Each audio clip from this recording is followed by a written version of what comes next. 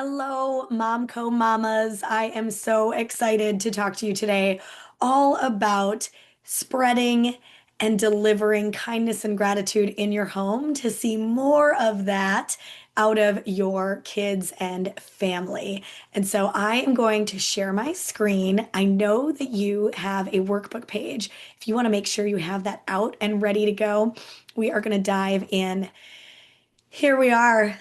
Children are like little mirrors reflecting everything they hear and see. And sometimes that's so sweet, and other times it can be a little alarming, and that's okay.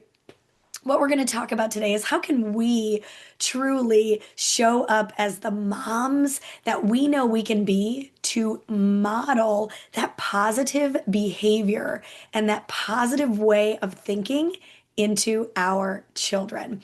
Here's what's really cool.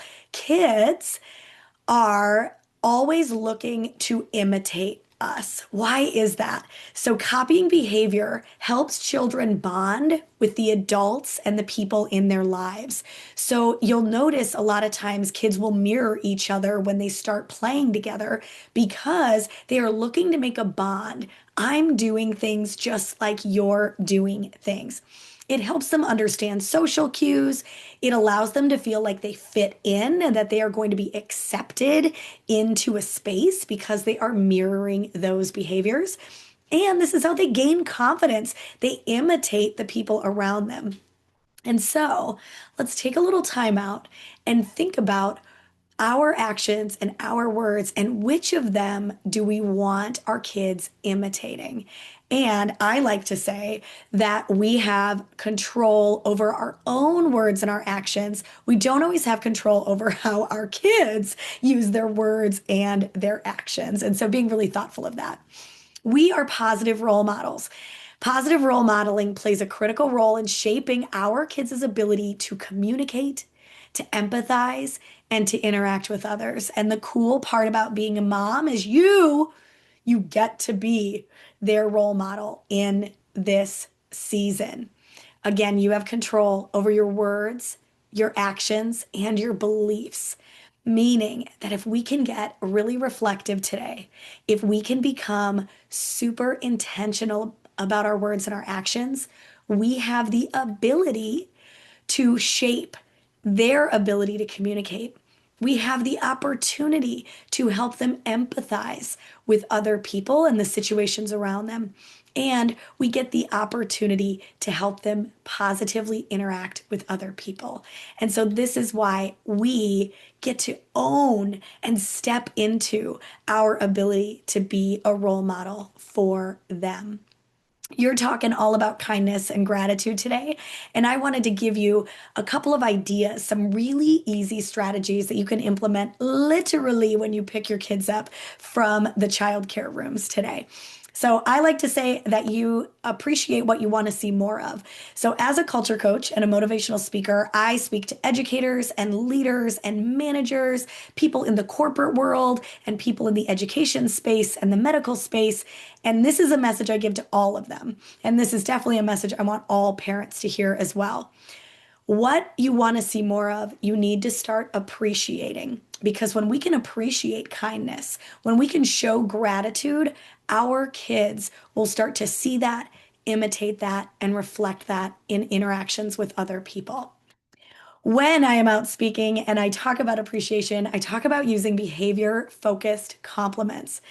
I am starting to use the phrase, good job is not repeatable often. As a coach, I talk with managers and leaders and I ask them how their teams know that they appreciate them. And they'll say things like, oh, at the end of every meeting, I tell them they're doing a good job. Well, a good job is not repeatable. I want you to reflect on how often do you give blanket statements that are not specific to your kiddos. Good job, buddy. Wow, way to go. Oh, awesome. Looks good, right? I was doing this all the time. So this is no fault to anyone. But it's really hard for kids to replicate positive behaviors if all we give is a good job. And so we want to put words to what they're doing and appreciation towards what we're seeing so that we see more of it. So we're going to start valuing kids for what they do. And by the way, I am talking all kids. Yes, 8-month olds. You are going to be talking to them like this because the sooner you start, the more it becomes part of your language and the more that it ingrains in yourself as they grow. If you've got teenagers, yes, you are using this language. This language truly helps people feel their value. And when people feel value, they replicate those behaviors. And so we are going to value kids for what they do. We are going to acknowledge effort, skills, and strengths. We're going to stop saying good job and we're going to start saying what you're actually seeing. We're going to appreciate their service or their help and the amount of time they put in to helping so that they understand that value and that purpose that they have inside themselves when they give unto others. As we know, that grows empathy, that grows that need for service or that feeling of emotion towards service. And what does that do? It literally is connected to happiness in the future. And so these are things we want for our kids. And so how do we do this? Actually, not just how and why do we do this? I always have this slide in my presentations and a reminder I speak to grown adults. Confidence breeds action. When you are complimenting your kids on actions they are taking, it is growing their confidence to do that action again. And why do we want confident kids? Confident kids are motivated to get started. They say yes to opportunities and growth. They overcome fear faster than kids who struggle with confidence. They set the bar high, they aim high, and they believe that they can achieve that bar that they set. And when we think about, right now, some of you have got babies in your arms, others of you have toddlers, some of you have kids in preschool, some of you, your children are in school. Working on confidence is a muscle and they are going to hit peaks and valleys in their lives where their confidence gets shook. And we really want to help them get back to this because when you think about where you want your kid at age 18, 25, 35 as a parent, we want them confident in themselves so that they can be motivated to get started, say yes, overcome fear, set the bar high, and believe in themselves because that is truly going to set their lives up for success, right? All right, here we go. What do you want to see more of?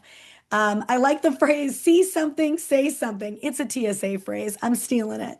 When you see something good out of your kid, I want you to say something almost immediately.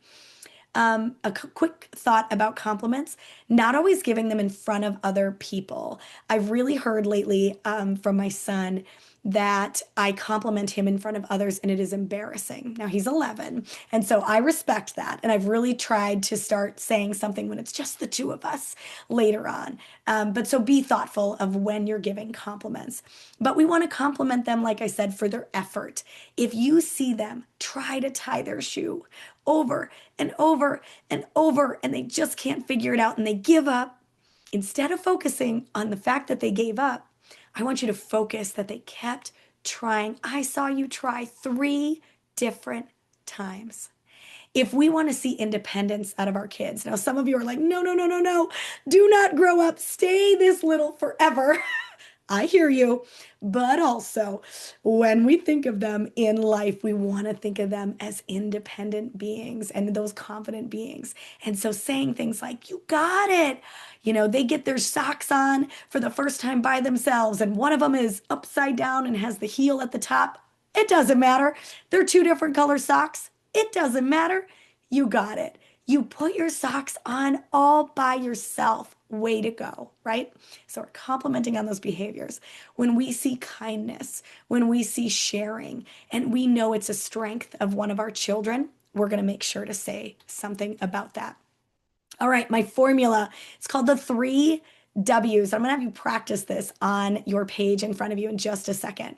I want you to think about something your child has done that you are really proud of and you want to see them do it again. Yes, we're proud that they, cleaned up their toys. Actually, I'll use that one. We're proud that they do, they share their toys with their friends and they help mama in the kitchen. But when we see them put their toys away and we're like, let's go, I want to see more of that. Here's what we're going to do. We're going to say, what did we see? So, what did they do? That's the first W. What? What did they do? Next, why does it matter? Now, if you've heard me talk before, sometimes I'm really focused on why does it matter to that person. This time, I don't care. In general, why does it matter to you? Why does it matter that they cleaned up their toys? Or why does it matter for them that they cleaned up their toys? And then lastly, who does it tell you they are? I believe we have a terrible epidemic going on in this country where we're not telling people who they are. When I was little, I heard words like, you are an actress. You are so fun to watch. You are entertaining. And I knew that that was something I provided when I did little halftime dances in front of the TV at Thanksgiving, right? And so I knew that about me because I was being told that. And when I watch other people interact with children these days, I'm not hearing so much of you are funny, you are helpful. And I think there is a way for us to bring that back to society by starting in our own homes. Tell your kids who they are because they'll remember that. I remember being told you are entertaining when I was 7 years old doing the halftime dance in front of the, TV at Thanksgiving. I remember those moments. They will too. Here we go on your form, on your chart. What did they do? So for example, thank you for helping your sister with her shoes. Why does it matter? First, we can go from another person's perspective, the sister. Taking care of her makes her feel loved. Who are they? You are so thoughtful. This is how we deliver the what, the why, the who, and we're going to deliver it back to back to back. We might also say, thank you for helping your sister with her shoes. We were able to leave on time because of your help. You are so helpful. I would love it if you paused the video here and we took some time to practice. So if you could give a little time to fill out those boxes and then with someone at your table, let's do one other person, turn to one other person and literally deliver the line like you are talking to your child so that you can practice using this structure. What did they do? Why does it matter? Who does it say they are? Go ahead and pause the video here. All right. Let's get to the stickier part of motherhood, which is when we have challenging behaviors. Now, I'm not going to go into today how to handle the behavior while it's happening. I want us to talk about how do we create kindness and gratitude after a situation has occurred. And so let's talk about how to connect back to our child, help them feel loved and supported, and see some growth after challenging behaviors. So I want you to think about three things. First, we're going to observe. We're really going to think through the whole situation after it's done, just by ourselves in the car. They're in the back. All of a sudden, kids fell asleep after the tantrum. You're just taking a moment to observe what happened. And then you're going to reflect on what you want to see next time. And then you're going to connect with the child. We are going to wait to do this until the situation has resolved. Make sure everyone is in a state of calm. The episode, the situation is done. Typically for us, we saw big behaviors out of Landon right after school. So I would connect with him at bedtime. If we had behaviors at bedtime, I was connecting the next morning at breakfast. If we had issues getting our shoes on and getting out the door for school, I was connecting with him at dinner. And again, if we were having issues at dinner time, then I was connecting after the situation had resolved at bedtime. So really find a time. It can be way later. Absolutely give some space. But If we don't talk about the challenging behaviors and what we want to see next time, what we saw this time is going to get repeated. So we're going to start after we observe, reflect, and connect. When we start to come back, we're going to go to I noticed. We are going to notice what happened and what caused it. So I noticed you hit me when I asked you to get ready. Now I want you to take a quick time out. We are going to avoid all emotional words when we use I notice. So I noticed you hit me when you were upset. We're avoiding that because I can't see upset. You and I could watch the same situation unfold and we might use different words to describe it because you can't see upset. I noticed you were mad at me. You can't see mad. That is an emotion. You cannot see it. You can see behaviors, but you can't see mad. I noticed you were sad today. You can't see sad. All right. So we are going to rephrase these to use objective language, meaning things that you could see or hear. I noticed you hit me when I asked you to get ready. I noticed you threw your plate at lunch. I noticed you had tears when I picked you up. You can see tears. You can see a plate get thrown. You can feel getting hit. These are objective. No one can argue with this. This is what you saw or what you heard, or if it was a hit, what you felt, right? Then comes the beauty. We're going to say, I know who you are. So I know, I think I have an example here. Oh, I took it out. I know, so I noticed you hit me when I asked you to get ready. And I know that you are kind and you are able to use your words. I trust that next time I ask you to get ready, you will use your words if you are not ready to go. I love you. This is not meant to be a 10-minute conversation back and forth with your child. This is meant to say, we had a situation. I know what you're capable of, and I trust that you can do this differently the next time. Now, as your kids get older, 5, 6, 7, 8, they might start a conversation with you about that, and you are there to listen, and then you are there to trust what they will do next time, and you are there to love them. And so I want you to practice this with someone at your table. You're going to first fill out, do some quiet reflection. Think of a situation that you'd like to see happen differently next time. You're going to write down that I notice statement with no emotion. You are going to write down the I know. I know what you are capable of. I know that you are kind. I know that you didn't mean to hurt mom. I know that you wouldn't hurt mom intentionally. And then I trust. I trust next time you can use your words when you get frustrated, right? So go ahead, pause the video here, and let's go ahead and work on these challenging behaviors before we wrap up. All right. Children are like little mirrors reflecting everything they hear and see. Let's give them positivity, grace, opportunities for growth to show us the best versions of themselves. My tagline is when people feel valued, trusted, and confident, they are willing to show up for themselves and others. And when your children feel valued, trusted, and confident because you are showing them gratitude and kindness and opportunities for growth, they will show up as the best versions of themselves and for your family. Keep doing the incredible work of raising your incredible children. Know that your beliefs, your words, and your actions are truly shaping your family right now. And you're in control of that. And you get to be the role model for them.